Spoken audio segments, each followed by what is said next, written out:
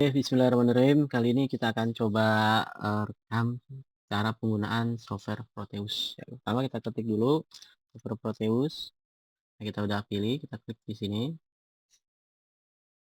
Nah, tunggu berapa saat, udah muncul. Nah, ini ada beberapa pilihan, kalau ini kita mau bikin sebuah project atau kita mau langsung ke ini aja bisa ke sini. Jadi di Proteus itu ada 2 ya, ada 2, yang pertama itu langsung simulasinya, yang satunya itu yang pertama ini simulasinya, satu ini untuk bikin PCB, ya. Ini bisa langsung kita klik project atau kita langsung rangkaiannya aja. Kalau kita nggak mau bikin project segala macam, bisa kita langsung klik sini aja. Nah, muncul seperti ini. Ini adalah halaman utama yang akan kita pakai untuk kita zoom aja. Nah, ini halaman utama yang kita pakai untuk apa? Untuk buat rangkaiannya. Ini kalau misalkan kita tadi pakai langsung ya. Nah, kalau kita coba satu lagi kita simpan project, misalkan ya, biar sekalian paham. Nah, kita simpan, misalkan di sini apa namanya? Namanya misalkan kita akan belajar hari ini rangkaian penyarah. Nah, kita ganti aja rectifier. Kita simpan, terus kita simpan di mana? Nah, kita browse. Ini bisa kita browse, kita simpan sesuai kebutuhan kita. Ini kita simpan ya di praktikum DE misalkan. Oke, kita udah select folder. Ya udah disimpan, kita next. Nah, terus kita dipilih untuk halaman kerjanya ya. Halaman kerjanya mau kertasnya apa? Bisa A0, A1, A2, A3, A4. Kita pakai A3 aja, kita next. Ini kita next saja karena kita nggak cetak PCB, kita cuma hanya simulasi. Kalau kita pilih bawah ini, kita juga berikut apa cetak PCB-nya ya, rangkaian ini seperti apa. Kita cuma simulasi aja, kita ketik next. Ini juga kita nggak pakai firmware ya, karena kita cuma simulasi aja, kita ketik next. Nah, ini udah selesai, tinggal kita ketik finish. Nah, bedanya apa? Nah, bedanya di sini ada namanya ya. Di sini ada nama projectnya, misalnya rectifier. Nah, desainnya nah kayak gini. Ini ada tanggalnya juga. Nah, ini simpennya di mana itu kelihatan. Nah, bedanya di situ ya. Kalau tadi kan nggak ada ini ada. Ini ukurannya kertasnya A3. Nanti bisa disesuaikan. Oke, langkah pertama yang kita butuhkan pertama adalah dioda. Ya, kita lihat, kita klik di sini. Kita klik ini untuk apa? Nambah komponen. Ingat pakainya bahasa Inggris ya, diode. Kalau saya salah tulis, maaf. Diode.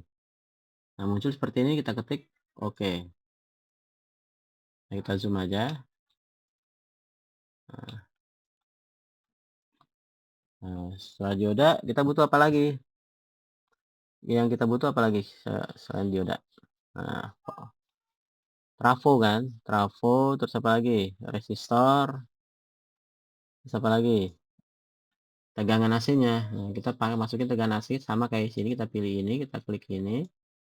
Kita klik VSync. Nah, udah ketemu. Kita taruh di sini. Ini kita harus atur. Nah, ini DC offsetnya, amplitudenya. Ini tegangannya berapa? Dia itu kalau kita mau 220, kalau kita mau 220, berarti apa? Berarti 220, nah kita bagi akar dikali akar 2. Nah, karena dia kan biar jadi tegangan ininya ya. Karena dia tegangan VPP. Maka jadi kurang lebih kalau dihitung itu tuh 311. Frekuensinya kita pakai berapa? 50 volt. Ya, sisanya nggak usah kita rubah. Soalnya kalau nggak dirubah nanti nanti dia masih kosongan. Terus berikutnya apa? Karena kita kan misalkan butuhnya tegangannya 5 volt. Berarti kita butuh apa? Transformator. Kita ketik di sini aja. Ingat bahasa Inggris ya ketiknya. Trans. Nah, kita pilih yang mana nih? Transformator. Aduh, bentar, apa namanya? Trans. Nggak usah pakai N. Trans.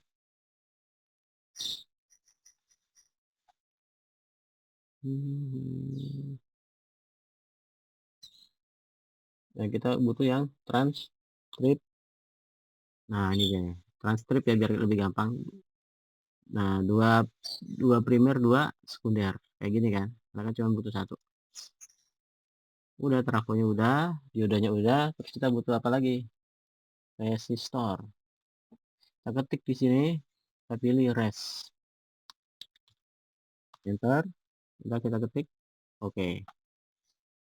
Kita ketemu resistornya, kita rubah rangkaiannya menjadi, kita ganti nilainya ya, jadi 100. Yang ini K-nya jadi kita ganti 0. Jadi 100 ohm. Kalau tadi kan 10 kilo ohm ya. Nah, ini kalau kita mau putar, tinggal kita klik, kita putar rotate ya. Nah, udah hampir jadi semua. Tinggal kita ini, kita setting ini dulu ya. Karena trafonya kan masih trafo ideal. Itu nanti perhitungannya mungkin saya lampirkan minggu depan. Ini langsung langsung aja saya kasih ininya. Nilainya ya. Ini kita kasih 0, yang pertama itu 0,005 Henry. Primary ininya kita kasih 10 Henry. Ini kan lilitan ya. Nah, ininya 0,05. 0,005 Henry. Agar apa? Agar nanti dia perbandingannya 5 volt. Nanti kita coba ukur ya pakai multimeter.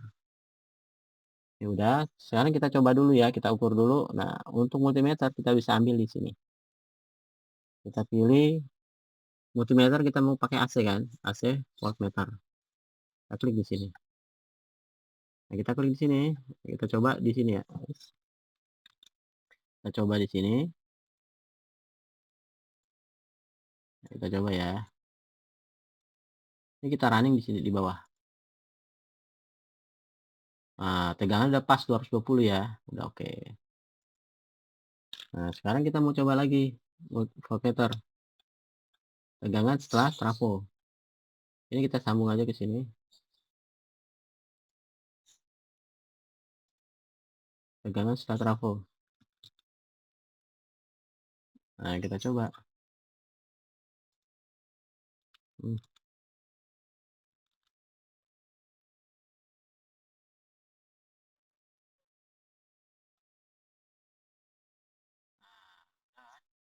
Tadi kalau kita nggak setting itu ya tegangannya nggak sampai segini. Kalau ini sudah kita stop. Nah, kita udah nggak butuh ini lagi. Ya kita hapus. Nah, terus kita buat rangkaian seperti awal ya. Nah, ini ada diodanya. Masukin ke dioda. Ini kita rotate.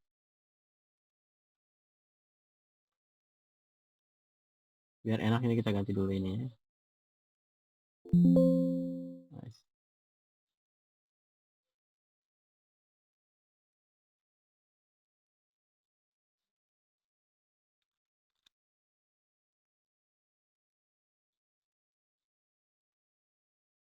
Oke, udah jadi rangkaiannya.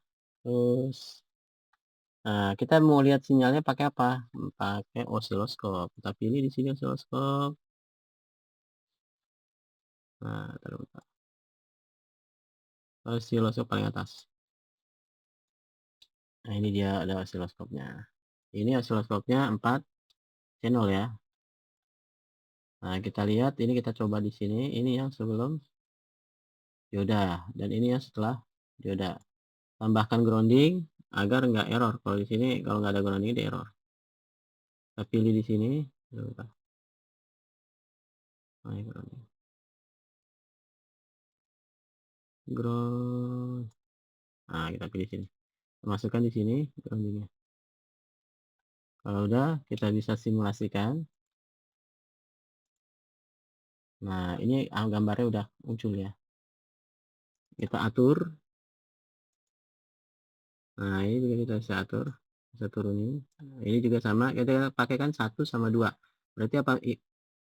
Merah ya kan? Ini kan merah. Satu lagi yang putih. Putih mana? Putih yang ini. Kita samain. Nah, kayak gitu kan. Terus ini kita atur. Nah, kita lihat ya.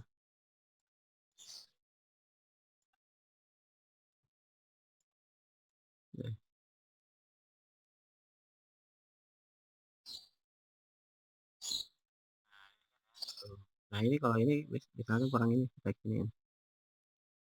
Udah kelihatan kan? Yang merah adalah sumber yang di sini, yang sebelum dioda. Yang putih adalah setelah dioda. Kita lihat di sini udah rangkaiannya sudah diselaraskan ya. Oke, sampai sini ada yang mau ditanyakan? Boleh silakan. Nah, jadi kayak gini ya. Atau kita mau diturunin lagi berarti. Kita turunin lagi. Berarti terbukti ya, teorinya dengan simulasi terbukti. Nanti tinggal pas praktikum kita buktikan benar nggak nih. Oke, sampai di sini ada yang mau ditanyakan? Boleh silakan kalau ada yang mau ditanyakan. Rangkaiannya seperti ini, ya. Nanti paling tugas minggu depan bikin rangkaiannya.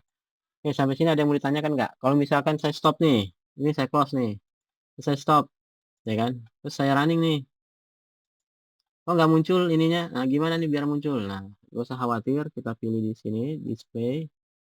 Jadi mana ya? Kalau untuk di debug nih, debug kita pilih yang ini. Kita contoh yang ini. Nah, dia akan muncul. Jadi nggak usah khawatir kadang-kadang kalau baru pertama kali pakai dia bingung. Oh, ini kemana gitu. Oke, sampai sini ada pertanyaan lagi? Udah cukup paham ya? Jadi di sini kita lihat ya, sudah disearahkan. Oke, ada pertanyaan lagi nggak? Halo, ada yang mau ditanyakan lagi? Kalau tidak ada, saya stop dulu ya tutorialnya.